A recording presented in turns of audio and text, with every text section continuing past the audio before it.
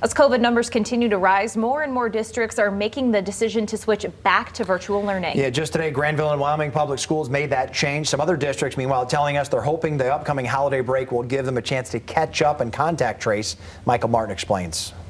It's just important that we all take this extremely serious. School districts throughout the state of Michigan have been adjusting their operations this week as we continue to see positive COVID numbers rise. We know COVID is certainly an impactful part of their public health, but also they look at their social and emotional health and the benefits that come from being at school. Godfrey Lee, which makes all its COVID numbers readily available on its website, is doing everything it can to keep students in person as much as possible. Our plan at Godfrey Lee, as it's been all along, is to make sure that we have the supports and structures in place for us to be in person.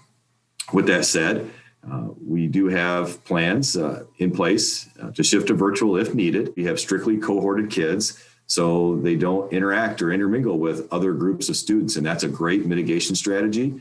In addition, we have COVID testing on site that gets rapid results in less than 24 hours. During Thanksgiving week, they will briefly shift to virtual for that Monday and Tuesday before going on break. That'll give us 10 calendar days between school days, which will allow for those that are in quarantine to continue to stay safe, but also finish out that time period to also allow our staff to get back healthy and out of quarantine. Over at Zeeland Public Schools, they have already switched back to all virtual learning. Between now and through Thanksgiving week, all students will be in a remote setting, but our game plan is to stay remote through Thanksgiving, no school the week of Thanksgiving, and then try to return to our normal as best that we can on November 30. He says with the students physically out of the buildings, the local health department can catch up with necessary contact tracing efforts. We have 6,000 students, about 90% would return to full-time in person.